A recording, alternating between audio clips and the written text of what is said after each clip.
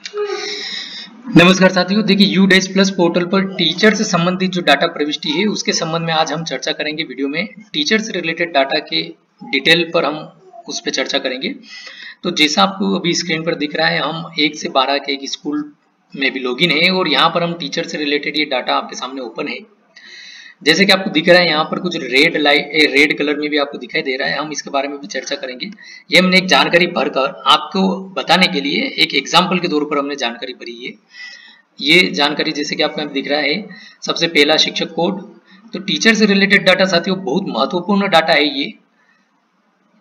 तो इसको जो है, वैसे तो सारा यूडेस का डाटा महत्वपूर्ण है, सभी वेरिएबल्स बहुत महत्वपूर्ण है, सभी प्रपत्र और सभी जानकारी जो है पूर्ण रूप से सही होना चाहिए, सही हमको प्रविष्टि करनी है।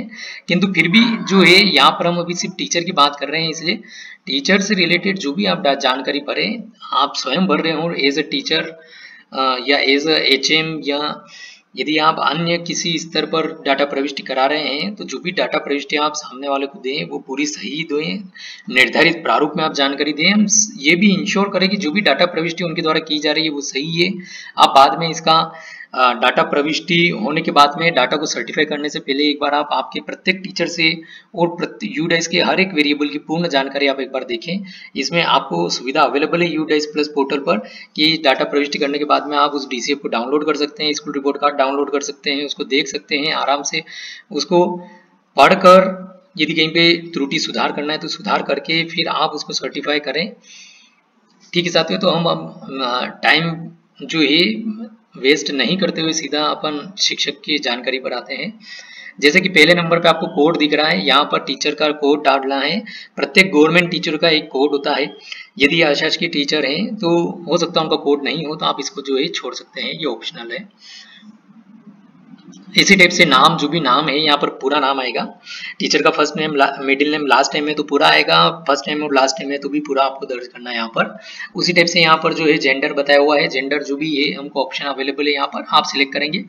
जन्म तिथि आपको यहाँ पर आप मैन्युअल इस प्रकार से डाल सकते हैं, इंटर कर सकते हैं। अदरवाइज आप यहाँ पे इसे कैलेंडर्स में से भी सिलेक्ट कर सकते हैं। सामाजिक श्रेणी जो टीचर की है हमको यहाँ पे ऑप्शन अवेलेबल है, सिलेक्ट करेंगे हम जो भी सही जानकारी है।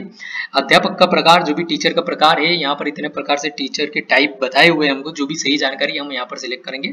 देखिए साथियों, टीचर का टाइप जो है, इससे ये फाइंड आउट करने का प्रयास किया जाता है कि टीचर की जो है किस पद पर जो है, मतलब किस पद के कितने कितने टीचर है।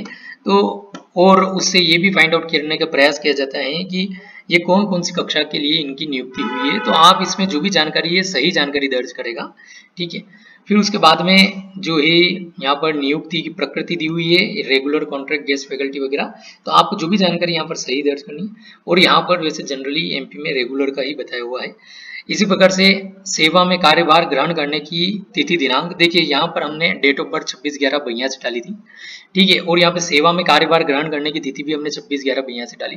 और इसको जब हम सबमिट सेव करने जा रहे हैं तो इस प्रकार से एक मैसेज आ रहा है कि age should be greater than equal to 16 at the time of joining, ठीक है। तो ये यहाँ पर देखिएगा, जो दोनों सेम डाली हमको यहाँ पर सेम, चूंकि सिस्टम ने ही हमको यहाँ पे बता दिया इस प्रकार की जानकारी दर्ज नहीं होगी, तो ये बहुत अच्छा एक चेक सिस्टम द्वारा लगा हुआ है। हम यहाँ पर अभी इस जानकारी को सुधार करेंगे। हम आगे और चलते हैं।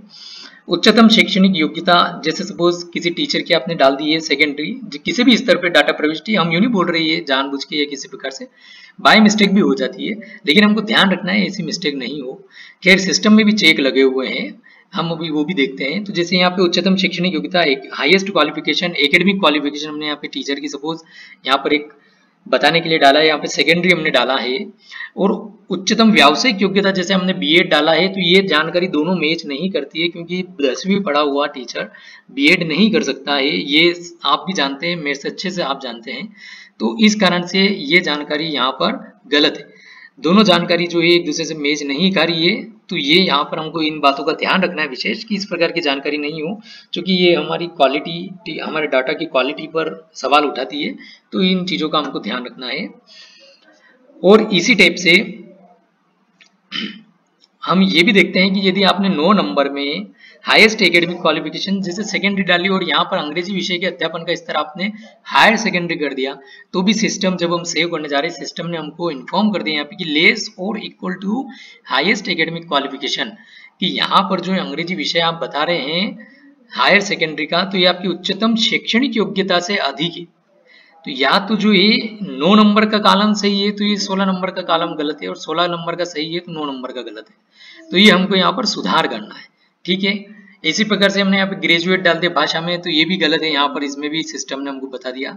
सामाजिक विज्ञान में भी हमने पोस्ट ग्रेजुएट सिलेक्ट किया तो हमको बता दिया सिस्टम में, लेकिन गणित में हमने सेकेंडरी सिलेक्ट किया तो सिस्टम ने हमको कोई भी एरर नहीं दी यहाँ पर, ठीक है, क्योंकि वो वहां पर मैच खा रहा है डाटा, ठीक है ना। तो हमको इन बातों का विशेष ध्यान रखना है, क्योंकि जनरली ऐसे बहुत से डाटा पुराने समय पे ऐसे देखे गए हैं कि इस प्रकार से जो है डाटा प्रविष्टि में बहुत मिस्टेक जो है देखने को मिलती है, और उसकी वजह से फिर डाटा सुधारना, इतनी मिस्टेक्स को फाइंड आउट करना, वो एक अपने आप में बहुत बड़ा एक टास्क हो जाता है, और जिसके कारण समय सीमा जो है हर स्तर की अपने अपने समय की अपने अपने स्तर पर एक समय सीमा होती है डाटा सबमिट करने की, वो भी निकलती है और अनावश्यक उससे देरी होती है।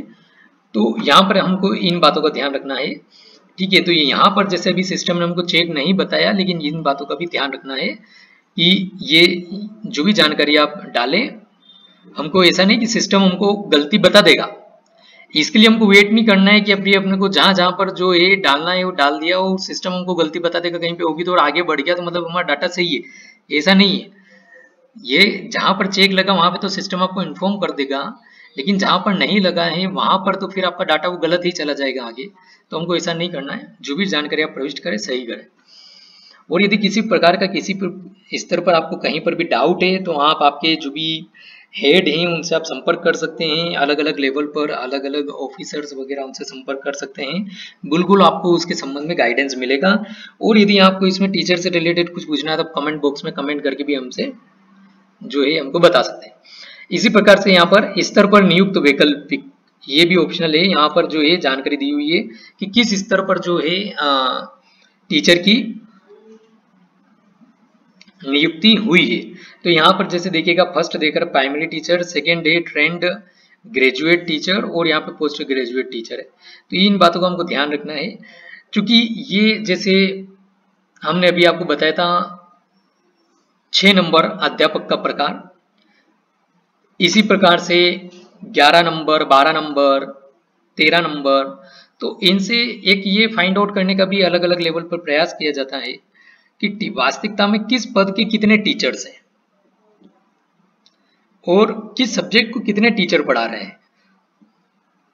तो ये जानकारी बहुत महत्वपूर्ण है।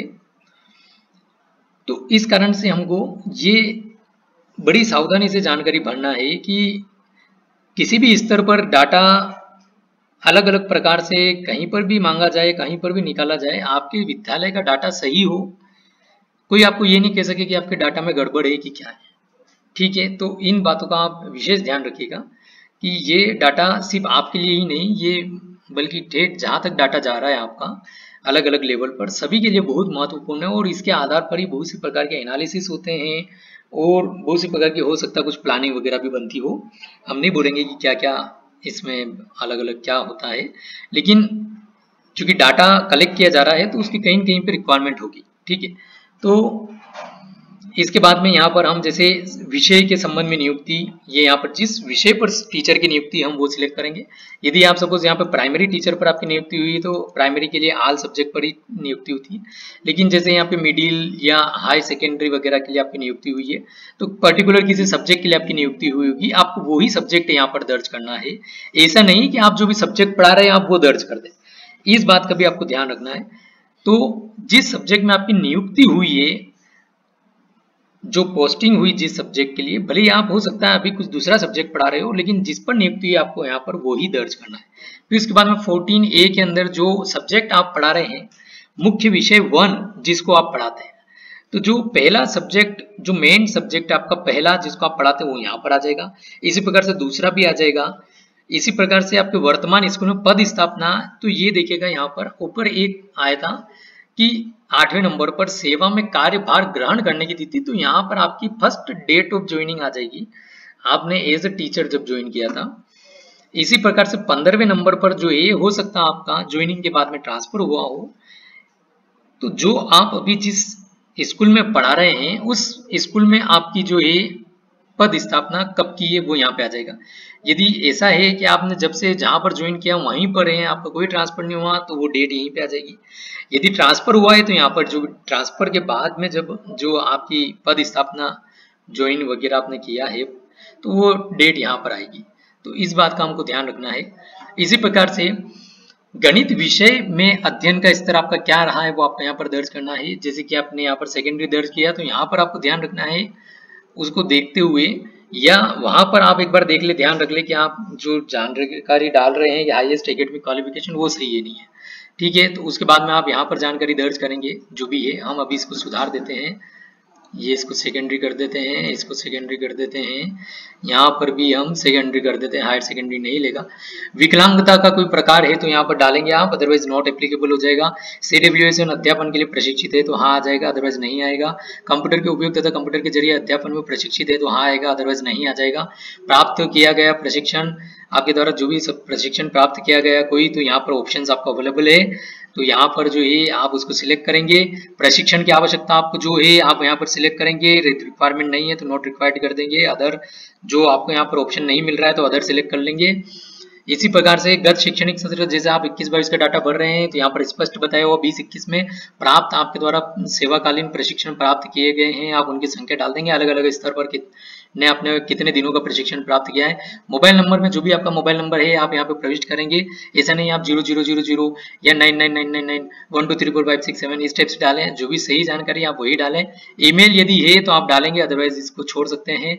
क्या शिक्षक के पास आधार है, वैसे तो सभी के पास में आधार अवेलेबल होगा ही, तो आप और जो भी वैसे यहाँ पे हाँ नहीं दोनों के ऑप्शन है, हाँ कर देंगे यदि है तो। और यदि हाँ आप सिलेक्ट करते हैं तो आधार संख्या आप यहाँ पे लिख सकते हैं, वैकल्पिक है, ये ऑप्शनल है, ठीक है।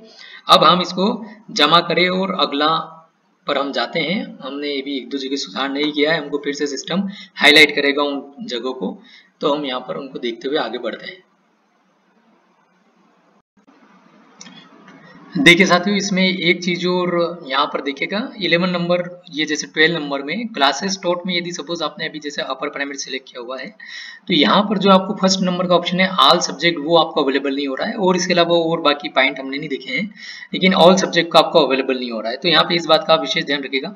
लेकिन कहीं पर ऐसा भी हो सकता है कि EPS हो, एक परिसर एक शाला हो, टीचर का अपॉइंटमेंट ऑल सब्जेक्ट बोले तो एज PS में उनका अपॉइंटमेंट हुआ हो प्राथमिक शिक्षक के तौर पर, और प्राथमिक शिक्षक पर अपॉइंटमेंट पर सब्जेक्ट जो है ऑल सब्जेक्ट ही रहता है, किंतु वो हो सकता है अभी वहाँ पर 1 से 12 1 से 8 का विद्यालय और अपर प्राइमरी पढ़ाते हो, तो ये यहाँ पर थोड़ा सा एक वो लग रहा है, तो आप थोड़ा सा इसका ध्यान रखिएगा। हो सकता है इसके संबंध में आप आपके वरिष्ठ कार्यालय या जो भी ऑफिसर्स वगैरह उनसे भी आप कॉन्टेक्ट कर सकते हैं।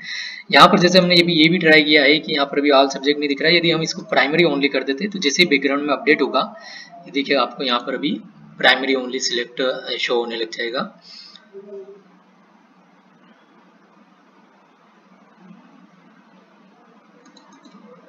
ये ऑल सब्जेक्ट शो होने लग गया। तो आप इसको ऑल सब्जेक्ट यहाँ पर इस प्रकार से देखिए, थोड़ा सा है यहाँ पर ये बात, इसको ध्यान रखिएगा क्योंकि सभी फील्ड्स वेरिएबल एक दूसरे से कनेक्टेड हैं, तो आप इस बात को विशेष ध्यान रखिएगा।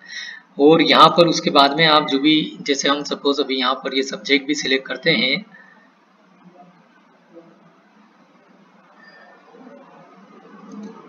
ठीक है, तो उसके बाद में यदि आप अपर प्राइमरी इसको वापस से करते हैं तो देखिएगा इसको 13 और 14 नंबर को,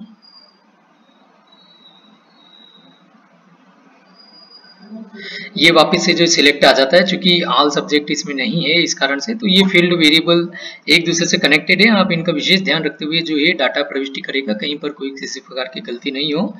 और यदि इसमें कहीं पर भी किसी भी प्रकार की कोई भी आपको मार्गदर्शन की आवश्यकता होती है तो आप आपके संबंधित विकासखंड लेवल पे, JS के लेवल पे या डिस्ट्रिक्ट लेवल पर संपर्क कर सकते हैं। तो देखिए साथियों, जैसे हमने टीचर से पहला पार्ट जो टीचर का वो कंप्लीट किया है, सेकंड पार्ट पर आए हम यहाँ पर। अभी हम इसको थोड़ा सा हिंदी में कर लेते हैं, ठीक है ना। यहाँ पर जैसे कि आपको दिख रहा है कि वे भाषाएं जिनमें शिक्षक को कार्य साधक ज्ञान है, जो भाषा है यहाँ पर जिसका शिक्षक को ज्ञान है वो यहाँ पे आप सिलेक्ट कर लेंगे। क्या विशेष आवश्यकता वाले बच्चों की शिक्षा के लिए विशेष संसाधन का उपयोग किया जा रहा है, हाँ नहीं, जो भी है आप यहाँ पर सिलेक्ट कर लेंगे, ठीक है ना। और फिर उसके बाद में हम ये भी देख लेते हैं, 1 मिनट यहाँ पर सेव करके। ये थोड़ा सा हिंदी हो सकता है आपको ऐसे, और यदि आप यूडाइस में ही ऑप्शन दिया हुआ हिंदी का उसमें थोड़ा सा अंतर हो तो आप एक बार जो है आगे, जैसे कि पहले मैंने आपको वीडियो में बताया था उसके हिसाब से ही आप जो यहाँ पर सिलेक्ट करिएगा ऑप्शंस को, ठीक है। तो ये यहाँ पर देखिएगा यूडाइस का जो हिंदी ऑप्शन है उसी से आप जो है हिंदी करिएगा इसका, क्योंकि हम नहीं बोलते ये, हम अभी आपकी एक जानकारी के लिए हम बाद में, चूंकि हमने पहले सिलेक्ट नहीं कर पाए इसलिए हम यहाँ पे अभी हिंदी हमने ट्रांसलेटर से यूज कर रहे हैं। अदरवाइज आप इसको आगे से ही यूडाइस में ही वेबसाइट पर हिंदी का ऑप्शन दिया है उसी से आप इसको कन्वर्ट करिएगा। इसी प्रकार से क्या बच्चों की सुरक्षा सुनिश्चित करने के लिए स्कूल की सुरक्षा और सुरक्षा ऑडिट में प्रशिक्षित है टीचर जो जिसकी आप जानकारी भर रहे हैं उनकी हमको यहाँ पे जानकारी भरना है। क्या साइबर सुरक्षा और मनोसामाजिक पहलुओं पर प्रशिक्षण प्राप्त किया है, जो भी सही जानकारी हमको वो भरना है, ऐसा नहीं सब हाँ टिक करना है या नहीं नहीं। क्या CWSN की शुरुआती पहचान समर्थन और कक्षा समर्थन में प्रशिक्षण प्राप्त हुआ है। तो इस टाइप से साथियों यहाँ पर जो भी है जानकारी सब यहाँ पर आप जो भी टीचर से रिलेटेड जानकारी है सभी यहाँ पर प्रविष्ट करेंगे। देखिए सारी जानकारी भरने के बाद में आप इसको बढ़िया सावधानी पूर्वक सारा डाटा आप एक बार पढ़िएगा, फिर उसको जो है आप दर्ज करिएगा। हिंदी आप करने के हमने एक वीडियो पहले भी बनाया है, यूडाइस का ही वेबसाइट पर हिंदी का ऑप्शन है किस प्रकार से आप हिंदी में ट्रांसलेट कर सकते हैं। हिंदी में यूडाइस के ये जो भी ऑप्शन है सभी को हिंदी में क्वेश्चंस को कन्वर्ट कर सकते हैं। और यहाँ पर देखिएगा आखिरी में पूछता है क्या शिक्षक प्रतिनियुक्ति पर है, तो आप यदि प्रतिनियुक्ति पर हैं तो यहाँ पे अलग अलग लेवल बताए हुए उसमें से जो भी है सही जानकारी सिलेक्ट करेगा। यदि नहीं है प्रतिनियुक्ति पर है तो यहाँ पर हम प्रतिनियुक्ति में नहीं ऑप्शन को सिलेक्ट करके यहाँ पर सेव करते हैं डाटा को।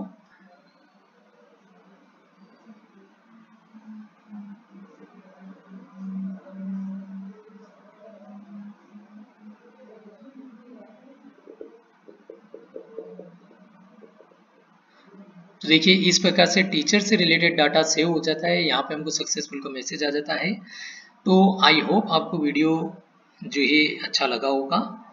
तो प्लीज़ जो भी आप टीचर से रिलेटेड डाटा भरें उसको सावधानी से भरेगा। थैंक यू, क्योंकि ये आपका खुद का डाटा है। Thank you.